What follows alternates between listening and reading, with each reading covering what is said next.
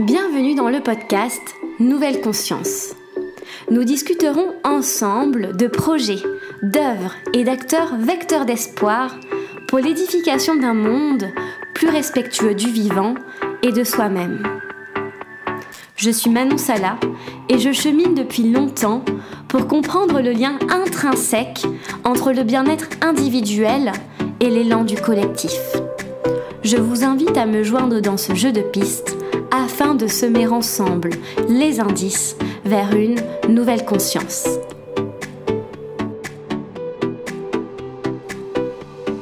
Aujourd'hui, j'ai la chance de recevoir Christine Mention au micro de Nouvelle Conscience.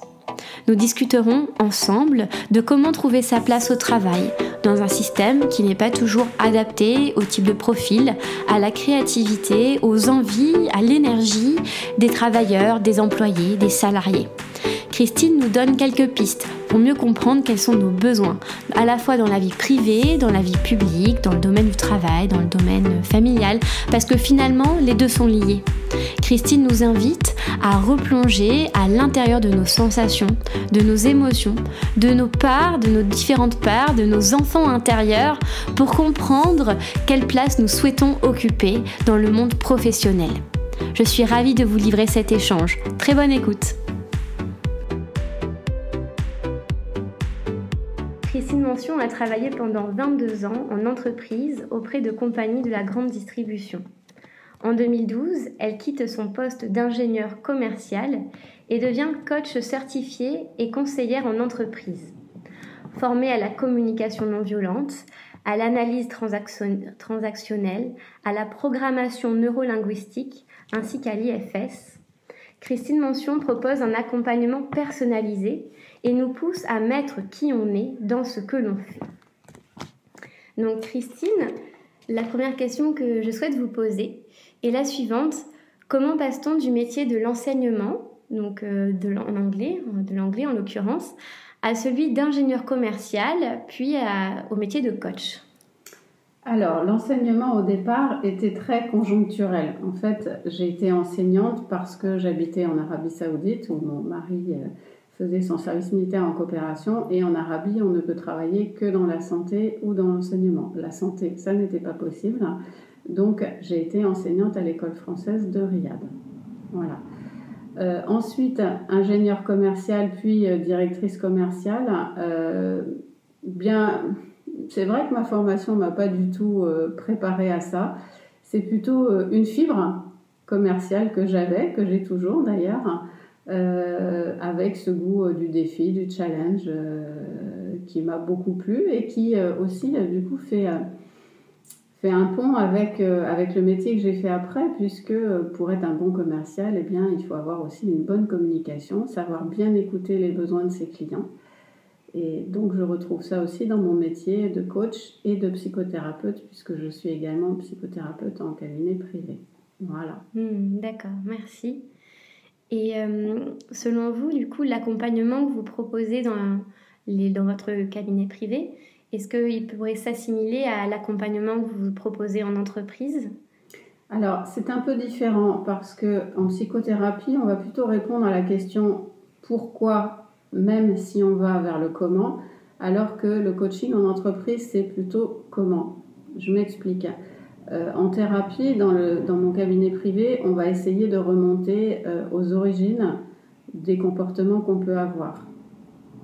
Et après, effectivement, on va trouver des solutions pour faire autrement. Dans le coaching en entreprise, on ne remonte pas aux racines. On va plutôt directement vers le comment. Même si moi, dans ma manière d'accompagner en entreprise, bien évidemment, je vais toujours chercher la bonne raison qui a fait qu'au départ, on s'est mis à se comporter comme on se comporte. D'accord. Pour non pas faire du curatif, mais vraiment faire une évolution de comportement. Donc, ne pas être dans ok, je dois changer, donc je fais ci, ça, mais plutôt dans qu'est-ce qui m'a amené à me comporter comme ça à un moment donné, parce qu'il y a toujours une bonne raison, et aller écouter cette bonne raison pour pouvoir après peut-être faire autrement. Donc les comportements qu'on peut avoir en entreprise, finalement, ce sont ceux que l'on a également dans notre vie privée ? Oui, parce qu'on n'est pas vraiment différent, c'est toujours la même personne qui est dans sa vie privée ou dans sa vie professionnelle. En tout cas, dans l'entreprise, il y a aussi des situations où eh bien, on est face à soi-même et face à nos émotions, où on est stimulé par certaines personnes ou par certains comportements ou par certaines situations. Et où, donc, on réagit en fonction de qui on est. D'accord. Vous parlez dans votre profil LinkedIn que votre accompagnement vise notamment à mettre qui on est dans ce que l'on fait. Et la question que je me pose à propos de cela, c'est est-ce que les entreprises sont des lieux, des environnements professionnels qui facilitent cet accomplissement ? Alors, qui facilitent pas forcément, mais qui prennent de plus en plus en compte cette notion de savoir-être. Oui, aujourd'hui, on ne demande plus seulement aux salariés, aux collaborateurs d'avoir des bonnes compétences techniques, mais aussi d'avoir des bonnes compétences émotionnelles. Et donc, de faire avec qui ils sont. Et pour faire avec qui on est, il faut déjà bien se connaître. Hein, Socrate l'a dit, connais-toi toi-même. Donc, important de bien se connaître pour pouvoir être en relation avec les autres de manière la plus harmonieuse possible, y compris en entreprise. Mais il est bien évident que l'entreprise n'est pas le lieu de développement personnel. En revanche, le développement personnel qu'on peut faire sur soi en dehors de l'entreprise va aider dans l'entreprise. Ça, c'est une évidence. D'accord. Et vous, quand vous allez dans les entreprises, comment vous vous positionnez alors quelle casquette prenez-vous ? Est-ce que vous pouvez vous présenter en tant que psychothérapeute ou vous veillez bien à garder cette casquette de conseillère en entreprise afin de ne pas mélanger justement, même s'ils sont liés, de ne pas trop les mélanger ? Alors, je me présente plutôt volontiers comme accompagnante, ce qui laisse un flou. Mais comme je le disais tout à l'heure, j'utilise à la fois mes compétences de coach et de thérapeute dans mes accompagnements, qui sont probablement différents de coach plus classiques. Et je me présente comme spécialisée en intelligence émotionnelle, puisque c'est le cas, et pour aider donc les différentes personnes à avoir une meilleure intelligence émotionnelle. D'accord. Et on parle beaucoup de burn-out et la thématique du stress au travail est de plus en plus mise en lumière dans différents domaines. Comment expliquer selon vous cette augmentation de cette angoisse au travail et de cette pathologie ? Alors, je pense qu'il y a deux phénomènes. D'abord, on en parle plus qu'avant. On a mis des mots là-dessus. Le burn-out a toujours existé, mais on n'en parlait pas. Aujourd'hui, c'est plus un sujet tabou, on en parle. On parle de termes comme risques psychosociaux, ceux dont on ne parlait pas avant et pourtant ils étaient là. C'est une réalité. On demande de plus en plus de choses aux gens, donc les gens sont de plus en plus sous pression, ce qui occasionne du stress, et le stress occasionne du burn-out ou de la dépression, ou en tout cas des réactions du corps, forcément. D'où l'importance de bien se connaître, de bien gérer ses émotions et de savoir se préserver aussi pour éviter d'en arriver à des burn-out ou des dépressions. D'accord. Donc finalement, c'est pas une nouvelle résurgence du burn-out, c'est-à-dire on le pointe en fin du doigt en fait. Je pense qu'il y a les deux. C'est à la fois quelque chose dont on commence à parler, dont on ne parlait pas avant, donc qui existait avant, et aussi je pense qu'il y en a plus qu'avant, parce qu'aujourd'hui on demande plus aux gens qu'on ne pouvait demander avant. D'accord. Voilà. Il y a plus d'exigences, plus de pression, je pense sincèrement. Oui. Et comment expliquer cette augmentation de la pression qu'on met sur les employés, les salariés ? Bien ça, il faut le demander aux chefs d'entreprise. Pourquoi ils ont des exigences de plus en plus importantes, certainement pour des questions de rentabilité. Je pense que le vrai sujet de fond, c'est ça. C'est comment gagner plus en payant le moins possible les gens pour faire ce travail. D'accord.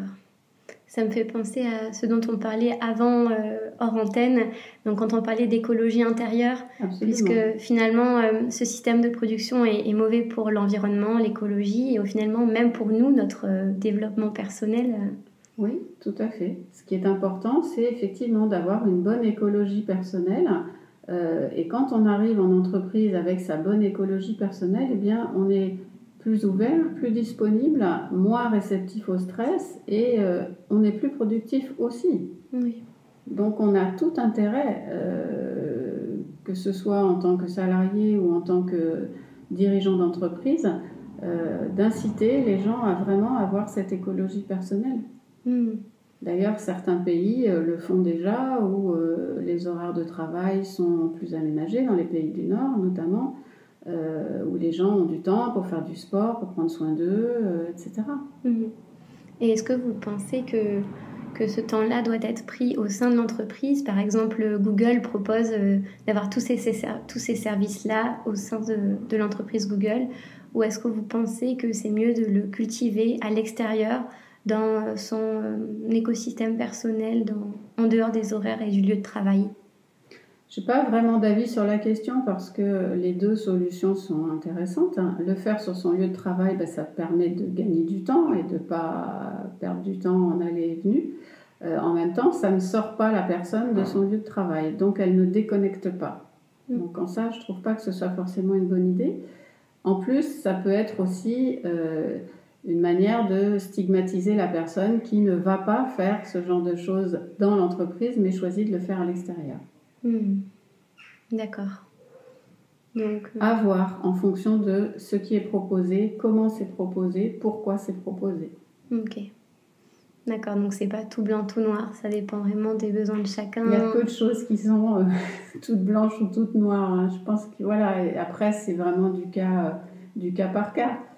Et puis certaines personnes se reconnaîtront plus et se retrouveront plus à faire ces choses-là dans le milieu professionnel avec des gens du travail, et d'autres pas du tout, qui supporteront pas de faire du sport ou de faire des déconnexions au milieu des collaborateurs de tous les jours.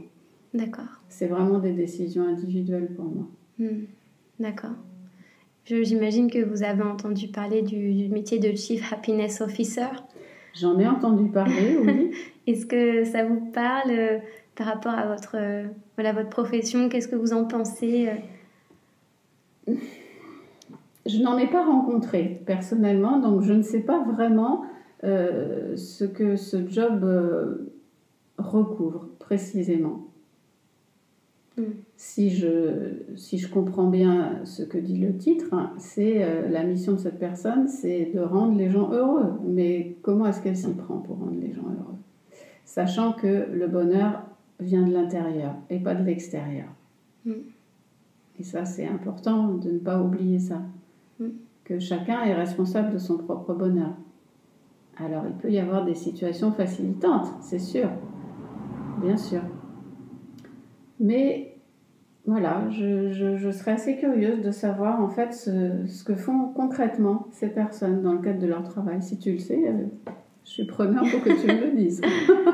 Non, je m'étais un petit peu renseignée et en fait c'est créer une personne qui est censée vous créer des jeux d'équipe, du management positif, organiser des activités, c'est ça. Créer du lien entre les collègues. C'est ça, créer du lien, d'accord. Oui, c'est ça. Oui, c'est une bonne idée de créer du lien, si c'est pas artificiel.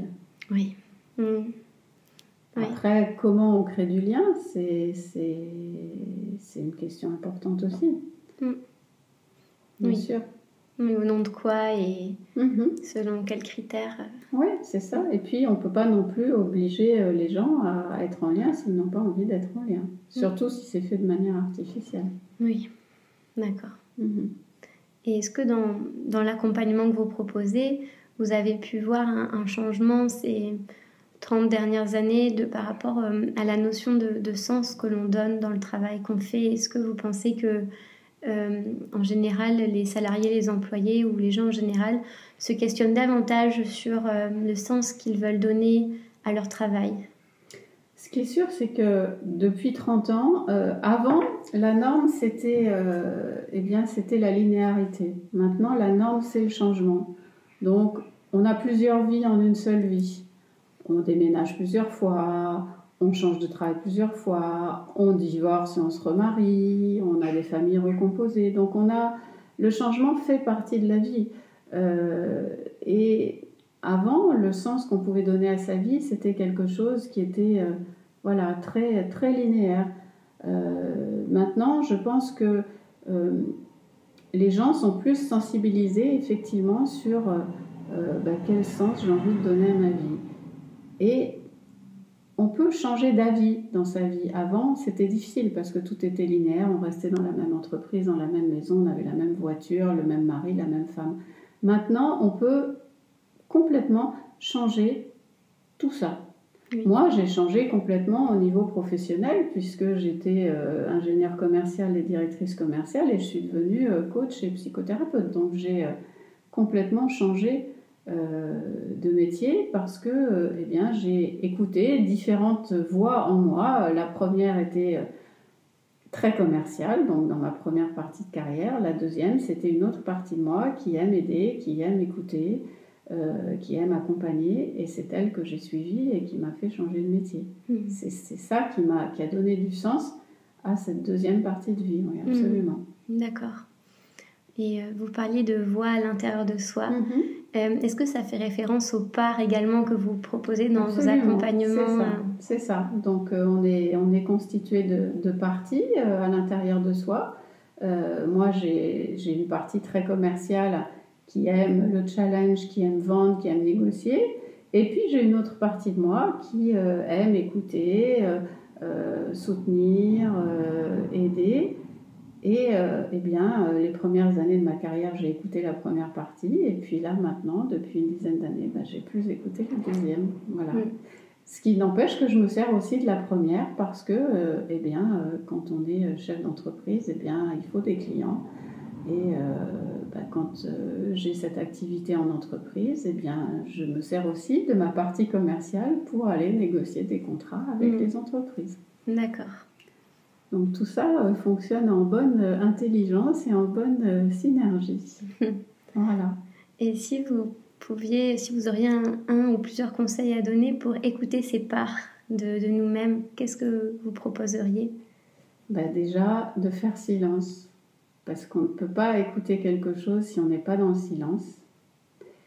Et surtout, de ne pas se juger. Plus on se juge, moins on se comprend. Moins on s'entend, et donc plus on subit. D'accord. Voilà. S'écouter avec bienveillance, avec ouverture, avec curiosité, avec compassion, avec amour. Voilà, on en revient toujours là, à l'amour. Oui, c'est vrai. Et c'est naturel, cette faculté-là? Tout le monde l'a? Tout le monde l'a, mais c'est comme le ciel bleu. Il est toujours là, mais parfois il y a des nuages. Et c'est pas parce qu'il y a des nuages que le ciel bleu il a disparu. Non, il est derrière les nuages. Donc quand on arrive à faire se mettre de côté les nuages, on a de nouveau accès au ciel bleu. On a de nouveau accès à cet espace d'amour, de compassion, d'ouverture, de bienveillance. C'est beau. Oui, c'est beau la vie. C'est beau l'amour. Ouais. Mais c'est vrai, ça, je dis souvent que ce genre de compréhension de soi, on ne l'apprend pas dans le système éducatif qu'on propose. C'est vrai. Alors ça, je suis entièrement d'accord. Et c'est bien dommage. C'est bien dommage. Parce que si, dès les premières années, on avait de l'éducation émotionnelle, ça nous aiderait grandement. Oui. Parce qu'on en a tous et toutes besoin, finalement. Absolument. Oui. C'est vrai.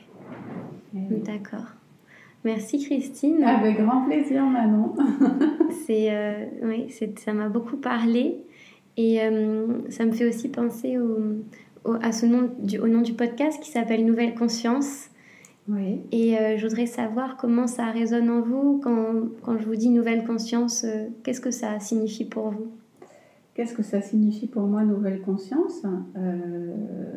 Déjà, dans nouvelle conscience, il y a conscience et il y a nouveau. Donc, nouveau, ça veut dire un regard différent qu'on porte sur soi-même. Et un regard différent, c'est forcément aller vers une meilleure connaissance de soi et plus de liberté d'être aussi. Donc, c'est super. Moi, je trouve ça très bien, nouvelle conscience. Ah oui, ça vous plaît le titre. Ça me plaît bien, ouais. Et vous, comment vous l'avez développé, cette écologie intérieure, cette conscience de vos parts différentes? Eh bien, en travaillant sur moi, donc déjà en me formant et puis en faisant un travail thérapeutique et psychologique sur moi depuis des années, même avant que je sois formée, je travaillais déjà sur moi. C'est le chemin de toute une vie. Oui. Je pense qu'on n'arrête pas de découvrir de nouvelles choses sur soi. Et c'est une belle aventure. Oui. Que l'aventure intérieure. Ouais, c'est une très belle aventure. Ouais. C'est vrai. Et toutes les parts sont compatibles, les parts de nous-mêmes ou... Oui, alors parfois, ce sont des parts qui ne s'entendent pas forcément très bien, qui peuvent parfois être polarisées, donc être opposées les unes aux autres.